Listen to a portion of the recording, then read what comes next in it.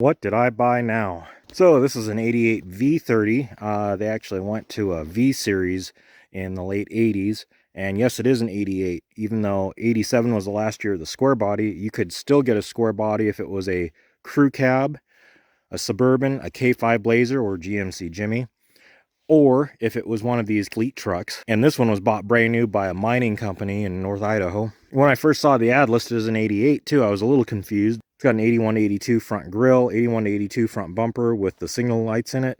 But this wouldn't have been 81 to 82, so I was like, well, something here has been changed. I'm not sure what it is. So I was like, it's either going to be an 81 or 82, or it actually is an 88. And sure enough, it was an 88. So it's got a TBI 350, turbo 400, 205, Dana 60 dually front, 14 bolt. I believe this is a 10-foot flatbed, though I haven't measured it yet, and I haven't measured the wheelbase. It's not like the super long wheelbase, but it's a little longer than your standard cab pickup. And it's rough. I mean, it was bought brand new by the mining company, and the person I bought it from there and used it as a work truck. So the thing is far from pristine, but used to be a plow truck too. Still got the plow controls in it and the light switch. It's kind of neat. It's got the original paperwork with the warranty and owner assistance information from the mining company when they bought it brand new. The owner's manual. It drove on the trailer, but it's got a long list of things wrong with it. Absolutely no tail or marker lights on it. We've got plenty of dents, rust in the driver's floor. He's got a patch panel over it. Broken mirror. Definitely going to need tires.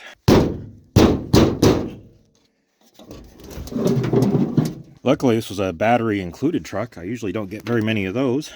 However, this is the power to the heater fan. It runs, but it's running rich, and it looks like it's just dribbling and dumping instead of a nice spray pattern. So I don't know if it's in the injectors. He had already changed this temp sensing unit and a couple other things on it, but it started flooding out again. Like I said, it still will run, but it's running, well, way too much fuel to stay idling. So you got to kind of clear it out. And oh, broken exhaust manifold. Supposedly the mining place had put this engine in brand new probably years and years ago, but only about 20,000 miles ago, and this thing probably sat a long time, more so than being used towards the end of the mining company owning it. And then he bought it from there, one of those silent auctions, and then got it going, drove it, hauled with it. Then he got a truck with less problems, and this sat, so I ended up buying it. Oh, it needs, rear brake line is rusted through too, but we're gonna see if we can figure out the flooding issue, get it running a little bit better, and then maybe throw a plow back on it. It's already got the plow controls in the cab and everything. No mounts, but I can come up with some mounts. I think I got some brackets and mounts still from another plow truck. And maybe we'll have another plow truck because, you know, I need more of those. I actually don't because I have a bunch of them, but I actually do because they always break down. So we'll add this one to the next truck that could break down on me while plowing. Well, for now, we got to move on to other things. We'll let the cat out and go about other business. Go ahead and get this started.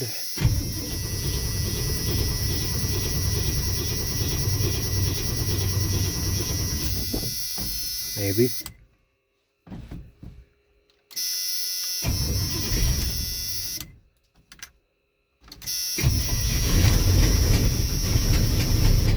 Thing is majorly overfueling, so I got to keep it.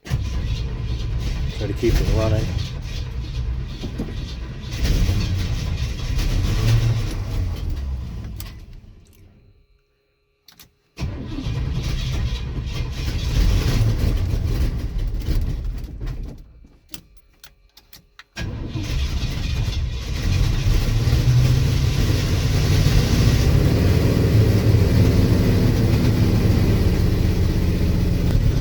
Definitely won't idle with it overfueling like this. So I got to keep the RPMs up.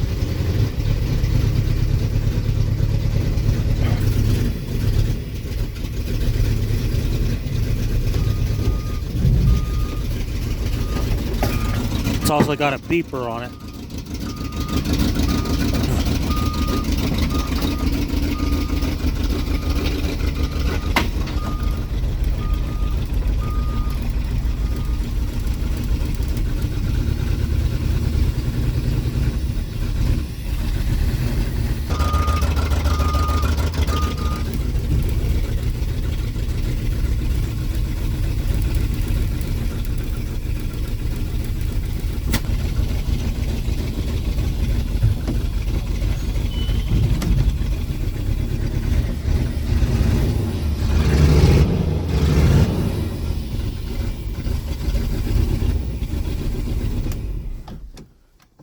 See all the vapor even now after it shut off. It's just all that excess fuel.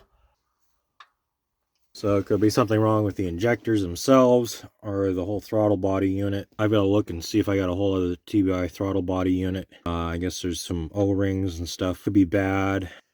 So I've got this whole other TBI unit that came off of another Suburban with a 350 in it.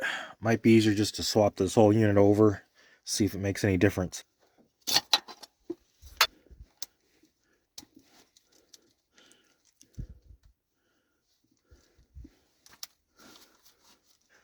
All right, get this this one off. This one actually looks cleaner than that one, but we'll see which one runs better. Should have tried to show a video what was going on. It was actually just like dribbling down like a big waterfall instead of a nice cone spray pattern like it should have been. Well, let's see what happens.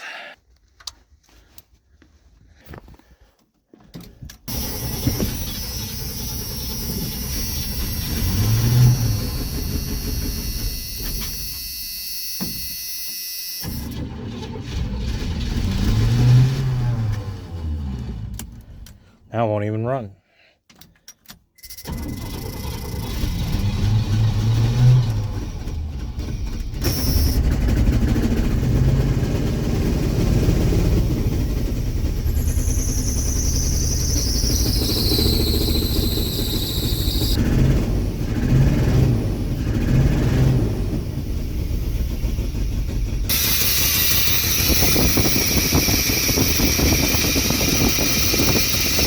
Probably need to pull all the plugs, figured out which spark plugs are gas valves. We got a good spray pattern now and it's idling, but definitely not hitting on all 8. It's at least kind of idling on its own now, and it's not over fueling and flooding out like it used to.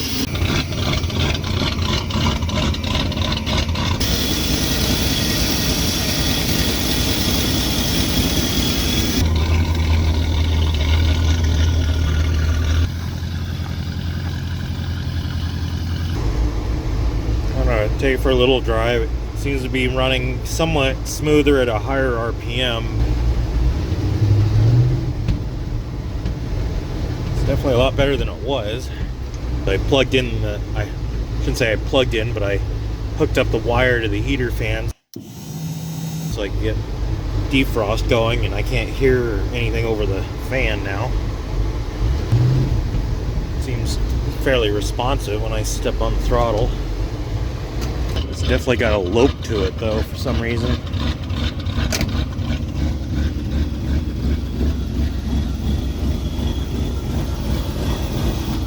Now that lope was an issue I had with another throttle body engine that I had, and ended up trying to change the temperature sending unit and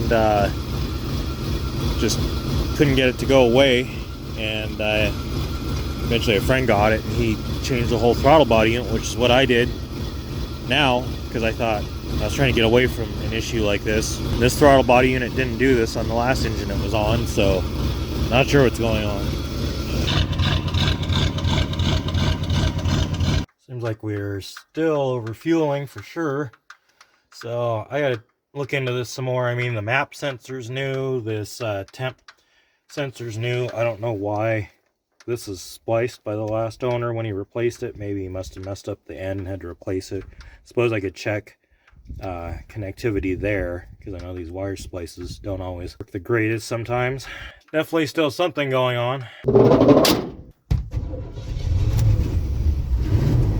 But at least for now I can still start it and drive it and move it around, so it runs enough for that until I can dig into it more later.